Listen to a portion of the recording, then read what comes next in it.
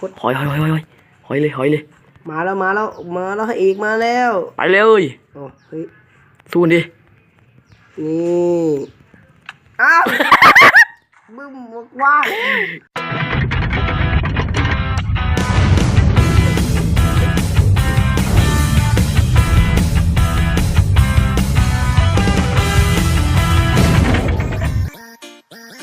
สวัสดีครับสำหรับเกมใหม่ครับนี่คือผมกับมิสเตอร์เกมเมอร์วันนี้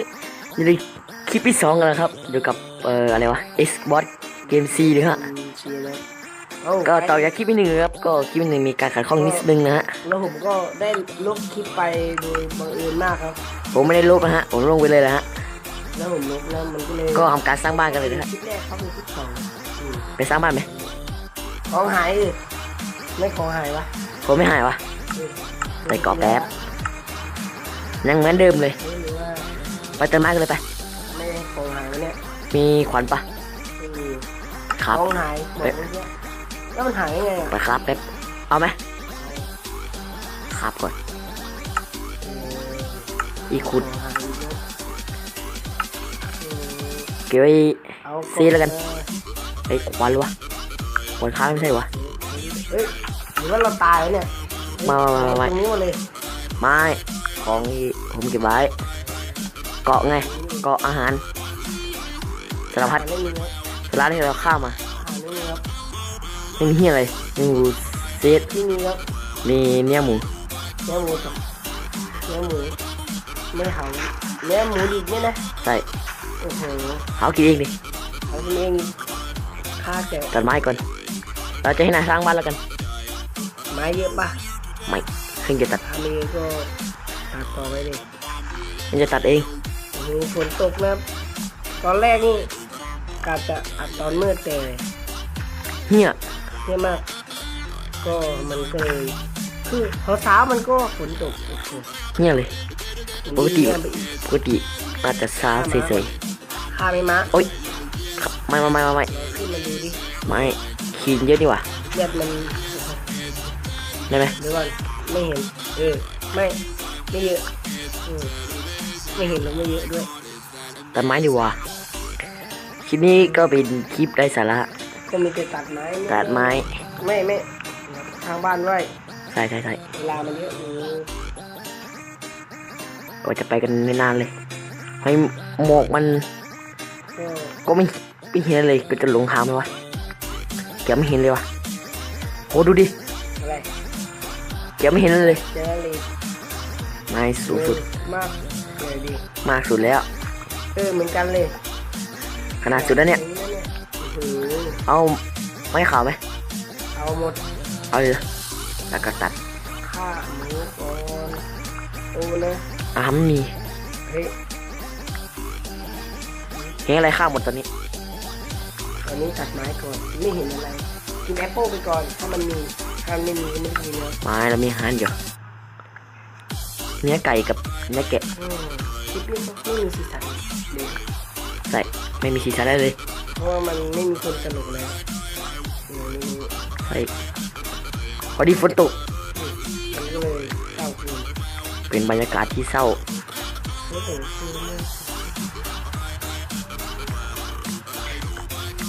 ก่อนแรกตัดมันก่อนอย่างไรอ่ะประตูลมพัดแล้วก็ว่าทีเดียวทำไมไม่ตัดเลยตัดอยู่นะควันจะห่างแล้วอ่ะทำให้มันทางดีเฮ้ยดีวะตัดไม้ตัวเนี้ยเอาไม้ไปสร้างบ้านก่อนยังไม่พอเอาหอเอาจนหอเราโยนให้แค่นี้หอมไหมวะนี่เอาไม่ขาวไหมสร้างบ้านแบบไหนเนี่ยไม่ได้คิดนะไม่ได้คิดไว้ก่อนไม่ได้คิดก่อนสร้างนะแต่สร้างก่อนคิดนะเอามั่วๆก็ได้สร้างแล้วนี่มาคิดแล้วก็จะมันจะพังก็สร้างใหม่อะไรเป็นอะไรเหี้ยอ่ะแล้วทางกลับทางไหนอ่ะทางนั้นแหละตรงไปเลยไอ้พ่อยังไงไม้ พอไหมวะ อืม สร้างเล สร้าง ย บ้านหลังเล็กๆก็พอมั้ง ใช่ใช่ใช่ คือมันไม้ขาวยังไม่พออะไม้ขาวก็เอาอีก โอเคแต่อยู่ โอเคงั้นตัดไปต่อผมจะสร้างบ้าน หังในนนหังในนนหังในน ชั้ น เดียวนะ โอ้โห บ้าน1 ชั้นแต่เล็กด้วย ที่เก็บของ เนี่ วะ ยด้วย ที่เก็บของล่ะ ใต้ดินนะ โอ้โหควันหังแล้ววะได้ได้ได้เอากองทัพมิ่งเลย ตัดไม้ เอาขวานมาก่อน เอาขวานมาเอามาเอา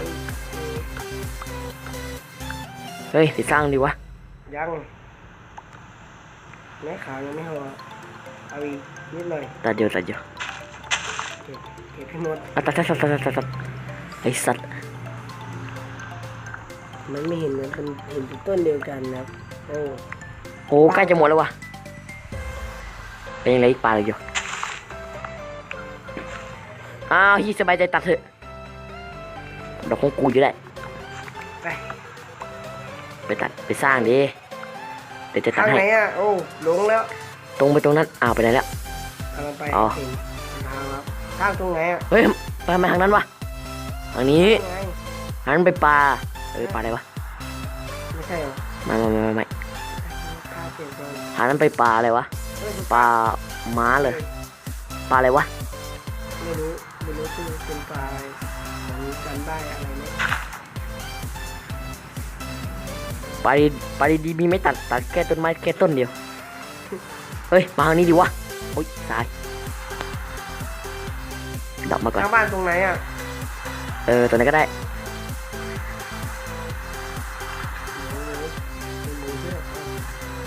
ข้าวหมูอุ้ย ได้ใช้กระจุกไหมบ้านอะ ได้สายดีฮะไม่ใช่กระจกมันก็มืดดิอืม บางทีก็ไม่ใช้บ้านไหนก็ได้ก็ไม่ใช้ก็ได้บ้านตาดินไง มันใต้ดินตรงนี้มันบ้านบนดินนะ ขุด แล้วทีนี้ไม่ต่าง ขุดอยู่ ขุดอะไร ทรายไปเอากระจกให้หน่อยเลย อ้าวแล้วบ้านทางไหนอ่ะ ทางไหนก็ได้ ช่างที่ไหนตรงนี้เลยไป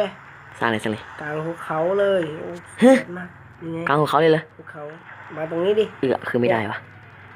อย่างนี้ อ๋อได้แล้วเดี๋ยวดูแล้วทางไหนวะอ๋อเจอแล้ว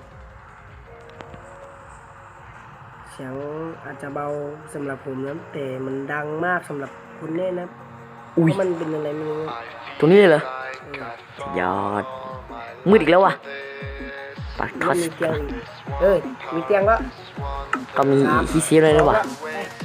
แล้วบ้านเราไปทางไหนอ่ะ นั่นตรงนั้น ไปก่อน เดี๋ยวเกิดมาก็จะรู้เองปลูกต้นไม้ก่อนพอตรงนี้เราจะมาตัดอีกครั้งก็ปลูก นี่ไปให้มันถึงอะไรเลยกลับมาแป๊บเดียวนี่7 นาทีแล้ว ใช่ผมเบ็ดแล้ว 8ใกล้จะแปด ผมเป็ดแล้วอะ เร็วๆหน่อยแล้วบ้านไปทางไหนอ่ะ เฮ้ยลงหันเลยนั่นหาสเกเลตันอ่ะ2 ตัวกับซอมบี้ตัวหนึง เร็วแล้วมัน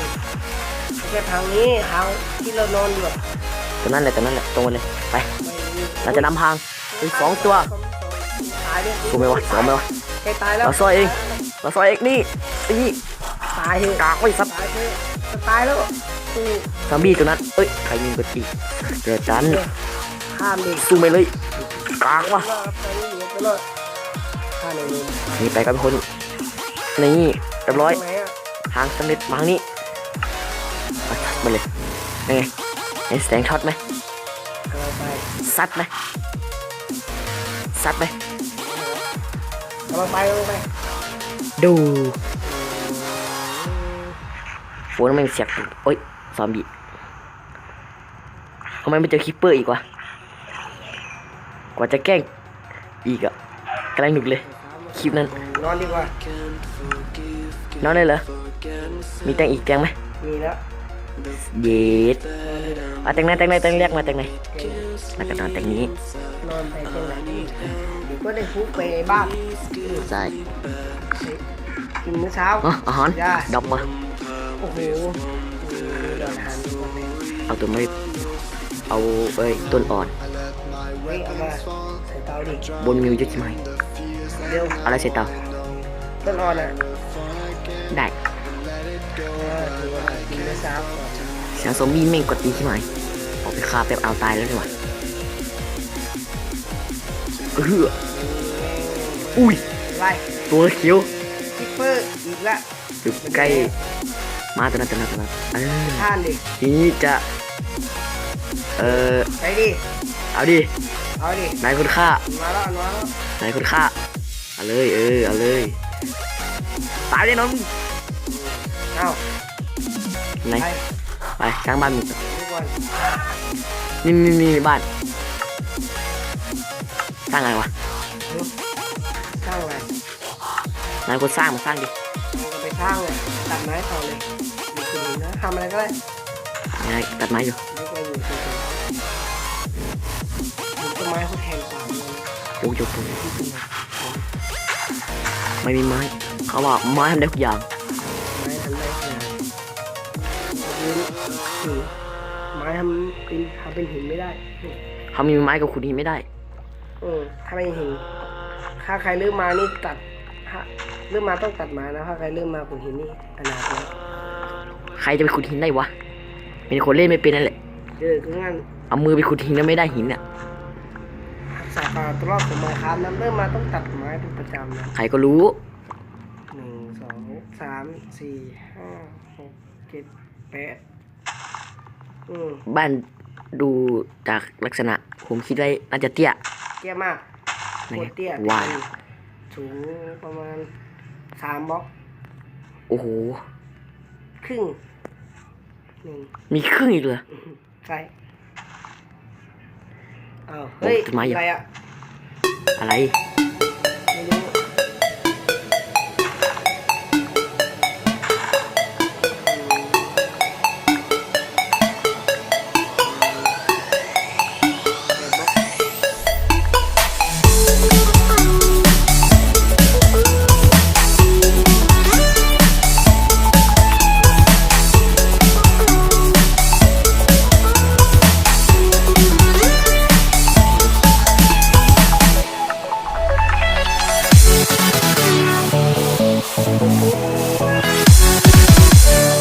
ไป ลงดันก่อนนะนี่ยีดโคตรดูตรงนี้ดิดูตรงนี้ดิโคตรแปลนเลยว่ะเนี่ยชิบหายยังไงล่ะเจ้นหมอจะลงมานาน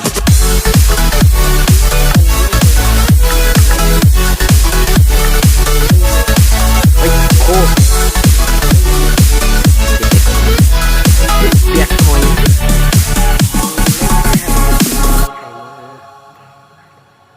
ยังไม่มีทะเล เฮ้ยคลิปนั้นก็ไม่มีมุกดีว่ะ อะไร คลิปนั้นก็ไม่มีมุกดีว่ะ มี ก็ไม่มีไม่ได้หามุกไอ้ ไม่ได้ เล็ก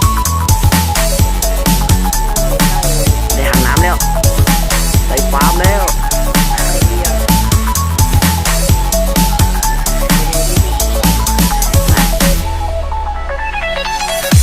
ไหนก็ได้นี่หว่า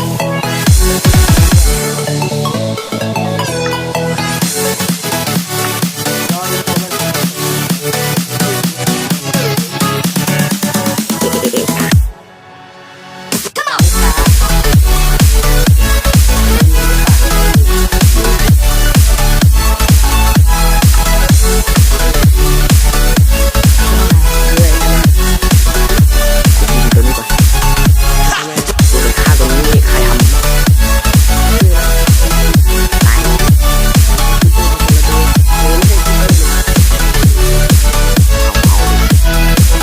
แต่เริ่มหลับตายแล้ว ได้หางน้ เขากระจก ำประมาณใครอยากเอาไปสร้างก็ได้นะไม่มีลิขสิทธิ์แน่นอนนะเพราะเราอนุญาตนะสร้างได้ ไม่มี ล ดี ดเป็นแบบได้เลย นอกเดินแบบ ใครจะมีลิขสิทธิ์ในบ้านหลังไหนเนี่ย บ้านมีลิขสิทธิ์ครับ ไม่เคยเจอเลย ไม่ติดลิขสิทธิ์นะ เฮ้ยงัวค้ามิงเลย ว่า มาไว้เก็บไว้เก็บไว้มันอยู่แถวนี้แน่นอน เออไปคุยไปเขากระจกไป เฮาอยู่ตอนนี้ไม่มีอะไรทำวะอ๋อรู้แล้วจะคิดจะทำอะไรทำฟาร์มเอาตรงหลังบ้านเลยกว่า ให้มันเสร็จก่อนผมรู้ ผมรู้เลย รู้แน่นอน ได้ ตามไงสวยแน่นอนนะรอดู เสร็จแล้ว เพิ่งทำ ได้ไม่ทำ ทำก่อนก็ได้มันให้ทันมันแค่ไปนิดหน่อย เอาบนมิวมา ทำใหญ่ๆนะ บนมิวคือคาสกิลิตันผมจะทำฟาร์มงัวก่อน ทำข้าวก่อนดิ เอาบริษมาก่อนเฮ้ยได้แล้ว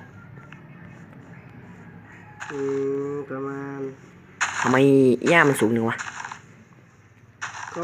ถูกก็ไม่เป็นไรนี่ ไม่ตบโซมี่ไม่โดน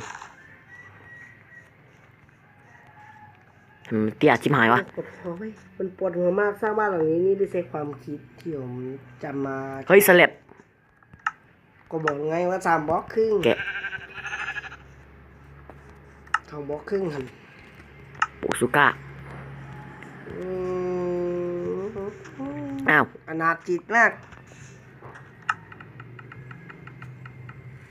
โอ้โหลืม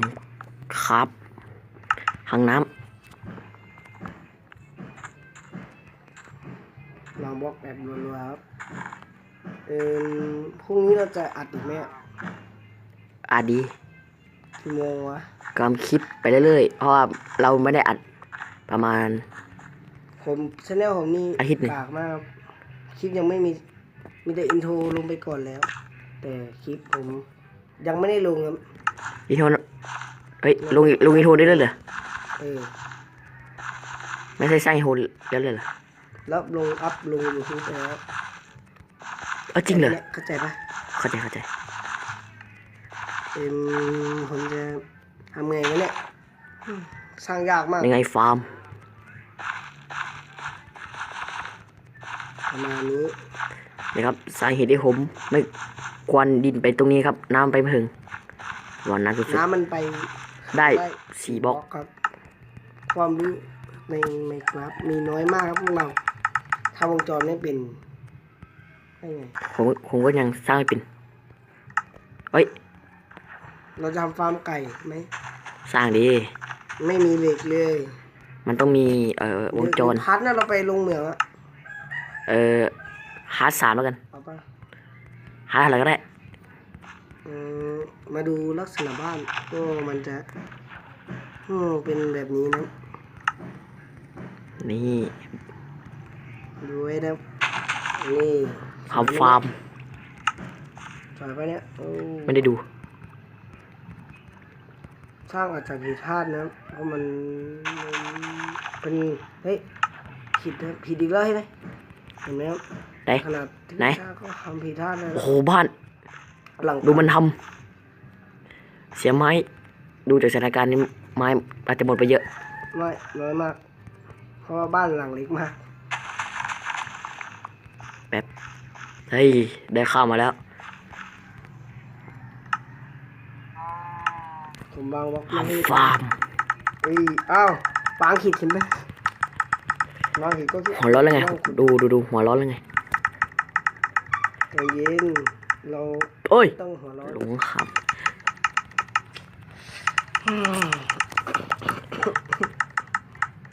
ดูดิ นี่คือฟาร์ม อ้าว เดี๋ยว ฟาร์มหลังบ้าน นี่อย่างนี้ไอ้อย่างนี้ใช่ไหมเนี่ย ใส่ ไม่ใช่ ไม่รู้ ฟาร์มใหญ่ปะ ไม่ใหญ่ขนาดไหนพอจะอยู่ได้แล้วกัน อ้าววางขีดอีกโอ้ย นั่นไง หัวร้อนแล้วไง ยังไม่หัวร้อน ยังคนได้อยู่ ประตู โอ้ย วางหินอีกแล้ว นั่นไงหัวร้อนแล้วไง นี่ มันวางยากนะ ดูนะ กลัวอยู่ ดู ไหน ไว้ วะ เป็นตัวอย่าง กลัวอยู่ไหนวะอ๋อเจ็ดแล้ว เอามา2 ตัวก็พอแล้ว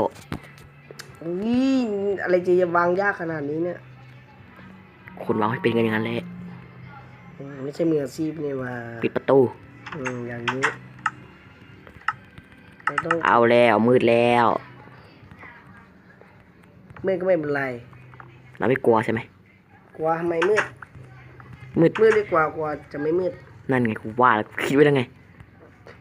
มันต้องพูดคำนี้ ทำไมผิดกฎหมาย ใครก็ไซส์ ตำรวจจับป่ะ จับดิตีลิขสิทธิ์ ข้อหา มาตีลิขสิทธิ์ลิขสิทธิ์ อะไร ห้ามพูดกวนตีนชาวบ้าน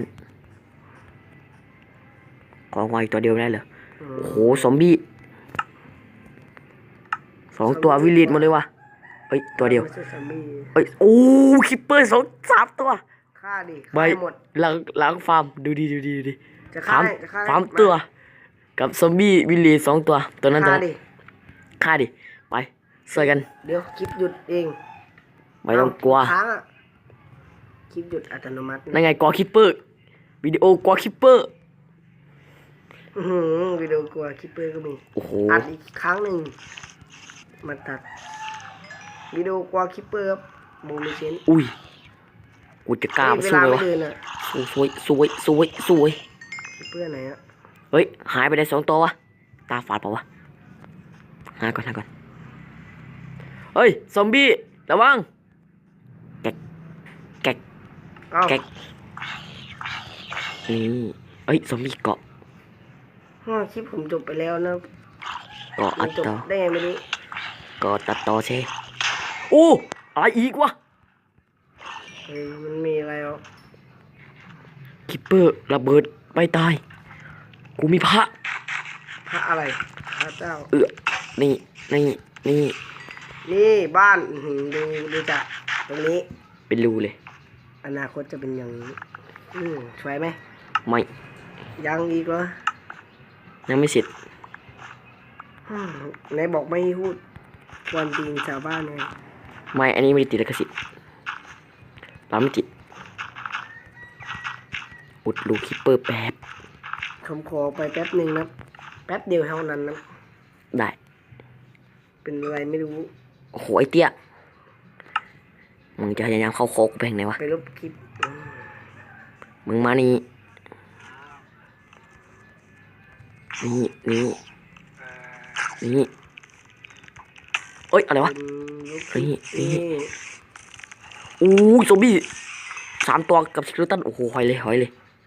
แม่วานมาวานเหรอ ไอเตี้ยตัวนึงหอยเลยหอยขับอู้ขี้ปืนรถหน้าบ้านโอ้ตายแน่นอนระเบิดแล้วหน้าบ้านนี่อ๊ะ แป๊บหนึ่ง เสร็จ กำลังไป เสร็จคิปเปอร์ แป๊บเดียว เสร็จ แป๊บเดียว เสร็จชิดกระตุก มีอะไรอ่ะโอ้โหมัน โอ้กระตุกไอ้ สุดยดอะ เหี้ยนี่ ยังเข้าไม่ได้ เฮ้ย เริ่ม เฮ้ย อีกครั้งหนึ่ง มานี่ แป๊บเดียว ดูไอ้เตี้ยดิดูเฮ้ยมานี่ดิ อัดละ มาหลังบ้านหลังบ้าน มีอะไร หลัง มีอะไร บ้าน อยู่หลังบ้านอ่ะ เหี้ย โห โดนพยายามเข้าไปขิงว่ากู ขี่ว้าว เอ้ย นี่ใครตบหัว มึงตบกูไม่ใช่กูตบมึง อืม โอ้ แป๊บนึง คิปเปอร์อีกแล้ว บ้านไม่เสร็จแน่คิปเปอร์มันจะมาบึ้มบ้าน นี่ อนาคต หอยเลย มาแล้วให้อีกมาแล้ว ไปเลย โอ้เฮ้ย สู้ดิ นี่อ้าวบึ้มว่าง เกี่ยว ทำแบบนี้ครับ ดีการ ซ่อม แก เล ล้ ย ง ซ่อมเลย ไม่มีดิน ตายเลย นี่คือการแกล้งคนโง่ คน โอ้ตายแน่ ไม่ช่วย เรามีบอสโอ้ย โอ้ยต้องไปช่วยตลอดอะ เพราะเราเป็นคนดี อืม สร้างขนมปังเด็ก ร้อยผมนี่มืออาชีพครับในการฆ่าคุยเป็นงั้น ใส่ข้าวฮิปเปอร์เมื่อกี้ไม่ได้เลย ว่าฆ่าไม่ได้เพราะมีคนมากวนตีนไง เอ้ยเฮ้ยเอ้ยแกจะตายแล้วโตมาแกจะตายแล้วเมื่อกี้ตกใจหมดเกี่ยวคิปเปอร์อีกโว้ยสกิลตันอีกแล้วมาไหนมึงมาไหนเอาเตียงมาดิ ไม่ต้องนอนหรอก โอ้ย ใกล้ จำดี เช้าแล้ว กูตายแน่นอนโอ้โหแมงมุม เพราะว่าคนที่มีหน้าที่ นี่ สร้างบ้านก็สร้างต่อไป สานต่อไปสกิล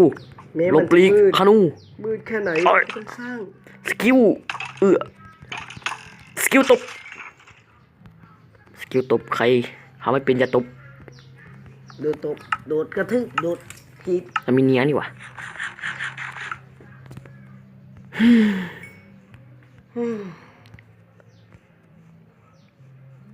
ทำไงต่อดีวะเนี่ย ก็ไม่ทำเฮ้ยมันนานเกินไปแล้วเปล่าวะ นานมากกี่นาทีแล้ว สาว ก่อนไหม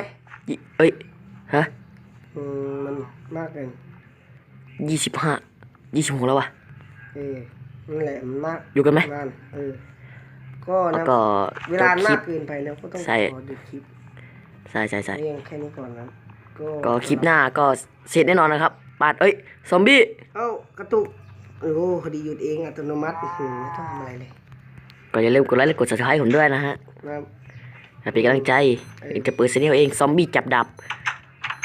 หลังบ้านแกว่ะซุยเลย อัดดุด ซุยมาเลยซุยมาเลย Bow down to the king. Bow down to the king. Bow